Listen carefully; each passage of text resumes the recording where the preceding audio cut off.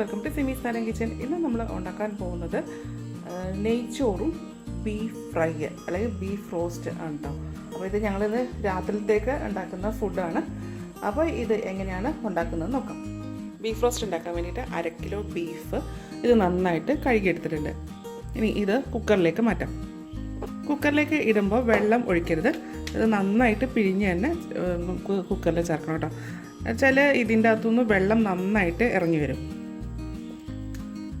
ഇതിലേക്ക് 1/2 ഇഞ്ച് വലുപ്പത്തിലുള്ള ഇഞ്ചി ചതച്ചത്,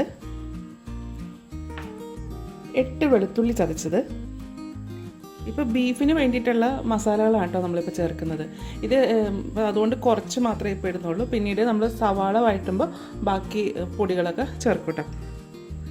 1/4 ടീസ്പൂൺ മഞ്ഞൾപ്പൊടി, 1 ടേബിൾ സ്പൂൺ മല്ലിപ്പൊടി, 1 ടീസ്പൂൺ മുളക് പൊടി, 1/2 ടീസ്പൂൺ കുരുമുളക് പൊടി, 1/4 ടീസ്പൂൺ ഗരം മസാല പൗഡർ. ഇനി ഇതിലേക്ക് സ്പൈസസ് ആയിട്ട് ജാതി പത്രി 1 ഇതള്, തക്കോലം 2 ഇതള്, 3 ഗ്രാമ്പു, ചെറിയ കഷ്ണം കറുവപ്പട്ട, 1/2 ടേബിൾ സ്പൂൺ വിനാഗിരി, ഉപ്പ് ആവശ്യത്തിന്. ഇതെല്ലാം കൂടി ചേർത്തതിന് ശേഷം ഇത് നന്നായിട്ടൊന്ന് പുരട്ടിയെടുക്കണം. അപ്പോൾ ഇതിലിപ്പോൾ വെള്ളമൊന്നും ഒഴിക്കണ്ട. നമ്മൾ ബീഫിൻ്റെ അകത്തേക്ക് ഇട്ടപ്പോൾ തന്നെ നന്നായിട്ട് പിഴിഞ്ഞെടുത്തതിന് ശേഷം കേട്ടോ ചേർത്തത്. അതല്ലാന്നുണ്ടെങ്കിൽ ഇത് വേകുമ്പോഴത്തേക്കും ഇതിൽ നിന്ന് വെള്ളം ഒരുപാട് ഇറങ്ങും. അപ്പോൾ ദാ ഇതുപോലെ നന്നായിട്ട് പുരട്ടിയിട്ടുണ്ട്. ഇനി ഇത് നമുക്ക് സ്റ്റൗവിലേക്ക് മാറ്റാം. ഇപ്പോൾ ബീഫ് വെന്തിട്ടുണ്ട്. അപ്പോൾ ഞാൻ ഇത് എങ്ങനെയാണ് വെച്ചതെന്ന് വെച്ചാൽ ഫുൾ ഫ്ലെയിമിൽ 1 വിസിൽ, ലോ ഫ്ലെയിമിൽ 6 വിസിൽ കൊടുത്തു കേട്ടോ. അപ്പോഴത്തേക്ക് ഇത് നന്നായിട്ട് വെന്തിട്ടുണ്ട് കേട്ടോ. അപ്പോൾ നമ്മൾ വെച്ചപ്പോൾ നോക്കിക്കഴിഞ്ഞാൽ ഇതിനകത്ത് വെള്ളമൊന്നും ഉണ്ടായിരുന്നില്ല. ഇപ്പോൾ ഇതിൽ നിന്ന് നന്നായിട്ട് വെള്ളം ഇറങ്ങിയിട്ടുണ്ട്. ഇനി ഇപ്പോൾ ഇതിലെ വെള്ളം ഒന്ന് വറ്റിക്കണം.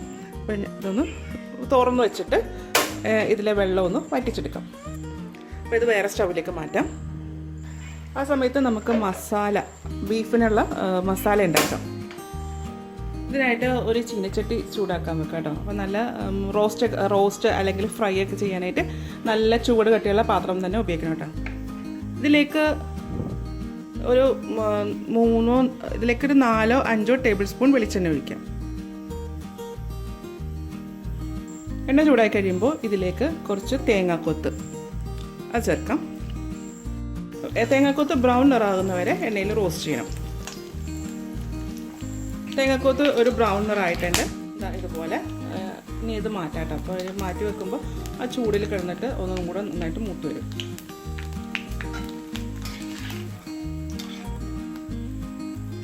എണ്ണയിലേക്ക് അരിഞ്ഞു വെച്ചിരിക്കുന്ന സവാള മുഴുവനായിട്ട് ചേർക്കാം. സവാള കുറച്ച് അധികം വേണം കേട്ടോ. നമ്മൾ 1/2 കിലോ ബീഫല്ലേ എടുത്തേക്കണം. അപ്പോൾ ഞാൻ ഇതിന് ഒരു മീഡിയം വലിപ്പത്തിലുള്ള സവാള ഒരു 5 എണ്ണം എടുത്തോ. 5 or 6 ഒക്കെ എടുത്താലും കുഴപ്പമൊന്നുമില്ല കേട്ടോ. സവാള എത്ര കിടക്കുന്നോ അത്രയും ടേസ്റ്റാണ് അതിന്. ഇഞ്ചി വെളുത്തുള്ളി ചതച്ചത്, ഇത് ഒരു 1/2 ഇഞ്ച് വലുപ്പത്തിലുള്ള ഇഞ്ചിയും 6 വെളുത്തുള്ളിയും ചതച്ചതാണ്. ഇനി ഇത് നന്നായിട്ടൊന്ന് റോസ്റ്റ് ചെയ്തെടുക്കണം. ഇതിന് ബീഫ് റോസ്റ്റ് എന്നോ ബീഫ് ഫ്രൈ എന്നോ എന്ത് വേണമെങ്കിലും പറയാം കേട്ടോ. ഞങ്ങൾ രണ്ടും പറയലുണ്ട്. ഇത് നല്ലപോലെ ഒന്ന് മൊരിഞ്ഞ് വരണം എണ്ണയിൽ കിടന്നിട്ട്. ഇത് സെൻറ്ററിൽ ഒന്ന് സൈഡിലേക്ക് മാറ്റിയിട്ട് ഒരു 1/4 ടീസ്പൂൺ ജീരകം ഇട്ട് കൊടുക്കാം. ഇത് നമ്മൾ ആദ്യമേ എണ്ണ ചൂടാകുമ്പോൾ തന്നെ ഇട്ട് കൊടുത്താലും മതി കേട്ടോ. അപ്പോൾ ഇതിൽ എണ്ണ ഭയങ്കര ചൂടായിട്ടിരിക്കുകയായിരുന്നു. അതുകൊണ്ടാട്ടോ ഞാൻ ഇപ്പം ചേർത്തത്. ആദ്യം ഇടുമ്പോഴത്തേക്ക് ജീരകം ചേർക്കുമ്പോൾ പെട്ടെന്ന് തന്നെ അത് കരിഞ്ഞു പോകും. ഈ സവാള നന്നായിട്ട് വഴന്നിട്ടുണ്ട് കേട്ടോ. അപ്പോൾ അതൊരു ബ്രൗൺ നിറായിട്ടുണ്ട്. ഇതുപോലെ. ഇനി ഇതിലേക്ക് പൊടികൾ ചേർക്കാം. പൊടികൾ ചേർക്കുമ്പോൾ സ്റ്റൗവിൻ്റെ ഫ്ലെയിം നന്നായിട്ട് കുറയ്ക്കാം. അപ്പോൾ എപ്പോഴും ശ്രദ്ധിക്കുന്നത് നമ്മൾ ആദ്യമേ ബീഫിൻ്റെ അകത്തും കുറച്ച് മസാലപ്പൊടികൾ ചേർത്തിട്ടുണ്ട് കേട്ടോ.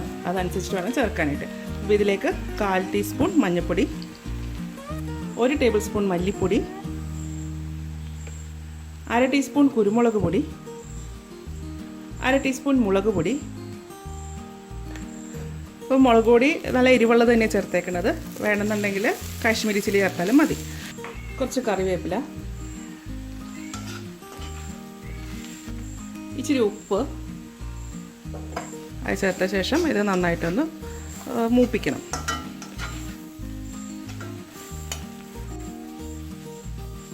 ഇപ്പം ചേർത്തിരിക്കുന്ന പൊടികളെല്ലാം നന്നായിട്ട് മൂത്തിട്ടുണ്ട്. എണ്ണ അത് ഇങ്ങനെ തെളിഞ്ഞ് തുടങ്ങിയിട്ടുണ്ട് കേട്ടോ. അത് ഇതുണ്ടോ എണ്ണ തെളിഞ്ഞ് വരുന്നത്. ഇനി ഇതിലേക്ക് നമ്മൾ വേവിച്ച് വെച്ചിരിക്കുന്ന ബീഫ് ചേർക്കാം. അപ്പോൾ അതിൻ്റെ അകത്ത് വെള്ളമെല്ലാം വറ്റിച്ചിട്ടുണ്ട്. വീഴുന്നത് നെയ്യാണ് കേട്ടോ. അപ്പോൾ ബീഫ് റോസ്റ്റ് അല്ലെങ്കിൽ ബീഫ് ഫ്രൈ ഒക്കെ ചെയ്യുമ്പോഴത്തേക്ക് നല്ല നെയ്യുള്ള ബീഫാണ് കേട്ടോ വേണ്ടത്. ഇത് നന്നായിട്ടൊന്ന് യോജിപ്പിക്കാം. ഇത് തീ കൂട്ടി വെച്ചിട്ട് തന്നെ നല്ല ഡ്രൈ ആക്കിയാണ് എടുക്കേണ്ടത്. അപ്പോൾ ഇത് ഇടയ്ക്കിടയ്ക്ക് ഇളക്കി കൊടുത്തിട്ട് നന്നായിട്ട് മൊരിയിച്ചെടുക്കാം. അപ്പോൾ നമ്മുടെ ബീഫ് നന്നായിട്ട് ഉലർന്ന് തുടങ്ങിയിട്ടുണ്ട്. ഇതിലേക്ക് 1/2 teaspoon garam masala powder, 1 teaspoon പെരിഞ്ജീരകം പൊടിച്ചത്, തേങ്ങ നമ്മൾ വറുത്ത് വെച്ചിരുന്നല്ലോ അത് ചേർക്കാം. ഇനി ഇത് എല്ലാം കൂടെ ഒന്ന് നന്നായിട്ട് യോജിപ്പിക്കാം.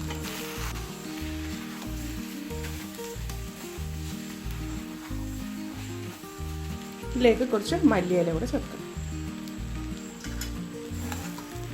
ശേഷം ഇത് ഒന്നുകൂടെ ഒന്ന് ഇളക്കി കൊടുക്കും. അപ്പോൾ ഞാനിത് ഇത്രയും മൊരിയിക്കുന്നുള്ളൂ. ഇനിയും മൊരിയിക്കണമെങ്കിൽ ഒന്നും കൂടെ ഡ്രൈ ആക്കി എടുക്കാം കേട്ടോ. അപ്പോൾ ഇനി സ്റ്റൗ ഓഫ് ചെയ്യാം. ഇവിടെ ബീഫ് റോസ്റ്റ് അല്ലെങ്കിൽ ബീഫ് ഫ്രൈ റെഡി ആയിട്ടുണ്ട്.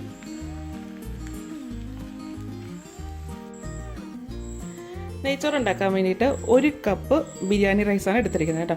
അപ്പോൾ ഈ ബിരിയാണി റൈസ് മാവേലി സ്റ്റോറിൽ നിന്ന് കിട്ടുന്നതാണ് കേട്ടോ. അപ്പോൾ മാവേലി സ്റ്റോറിൽ നിന്ന് മേടിക്കുന്ന ബിരിയാണി റൈസിൻ്റെ വേവ് കുറച്ച് കൂടുതലാണ് കേട്ടോ. ഈ അരി നന്നായിട്ടൊന്ന് കഴുകാം. കഴുകിയതിന് ശേഷം ഇതുപോലെ ഒരു അരിപ്പപാത്രത്തിൽ വെള്ളം പോകാനായിട്ട് മാറ്റി വെക്കാം കേട്ടോ. അപ്പോൾ ഞാൻ ഈ അരി വെള്ളത്തിലൊന്നും കുതിർത്തൊന്നും വെച്ചിട്ടില്ല.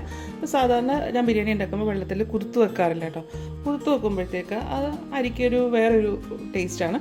അപ്പോൾ എനിക്ക് കുറച്ചും കൂടെ നന്നായിട്ട് തോന്നിയിട്ടുള്ളത് ഈ കുതിർത്ത് വെക്കാതെ നോർമലായിട്ട് ഉണ്ടാക്കുന്ന ബിരിയാണിക്ക് കേട്ടോ. ഇനി നെയ്ച്ചോറിലേക്ക് വേണ്ടത് 1 പച്ചമുളക്, 2 വെളുത്തുള്ളി, ഒരു 1/4 ഇഞ്ച് വലുപ്പത്തിലുള്ള ഇഞ്ചി, ഇത്ര സാധനങ്ങൾ ഒന്ന് നന്നായിട്ട് ചതച്ചെടുക്കാം.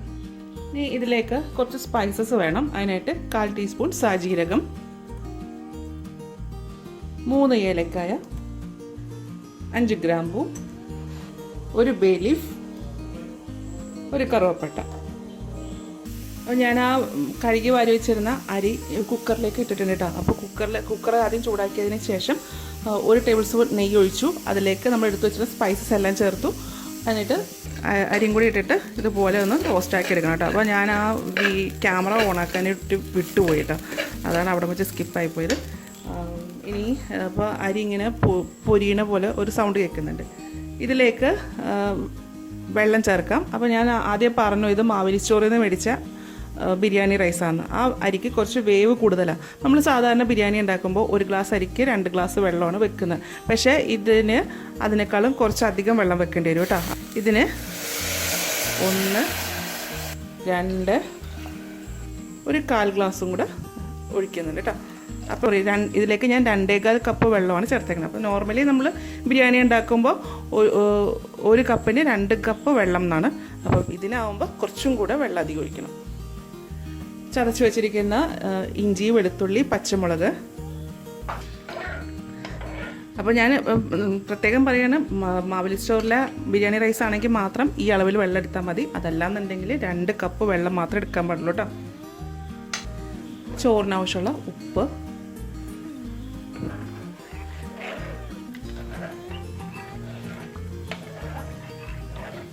ഈ റൈസ് നന്നായിട്ട് തിളച്ചു തുടങ്ങിയിട്ടുണ്ട്. തിളച്ചതിന് ശേഷം നമുക്കിത് അടച്ചു വെക്കാം. അപ്പോൾ സ്റ്റൗവിൻ്റെ ഫ്ലെയിം നല്ല ഹൈ ആയിട്ട് തന്നെയാണ് ഇരിക്കുന്നത് കേട്ടോ. ഇതിന് 1 വിസിൽ വരുമ്പോഴത്തേക്ക് സ്റ്റൗ ഓഫ് ചെയ്യുക. പിന്നെ ഫുൾ പ്രഷർ പോയതിന് ശേഷം വേണം ഇത് ഓപ്പൺ ആക്കാനായിട്ട്. നെയ്ച്ചോറ് ഉണ്ടാക്കാനായിട്ട് ഒരു പാത്രം ചൂടാക്കിയിട്ടുണ്ട്. അതിലേക്ക് 1 ടേബിൾ സ്പൂൺ നെയ്യ്, ഇതിലേക്ക് 1 സവാള നല്ല കനം കുറച്ചരിഞ്ഞത്, ചെറുതാണേ, ഒരു ബ്രൗൺ നിറാകുന്ന വരെ ഒന്ന് വഴറ്റണം. അപ്പോൾ ഈ സവാള ഒരു ബ്രൗൺ നിറായിട്ടുണ്ട്. ഇതിലേക്ക് ചെറുതായിട്ട് കേട്ടോ, ഇതിലേക്ക് കശുവണ്ടി ചേർക്കാം. കശുവണ്ടി ഒന്ന് റോസ്റ്റ് ആയതിനു ശേഷം മുന്തിരി, വയ്ക്കുക കേട്ടോ.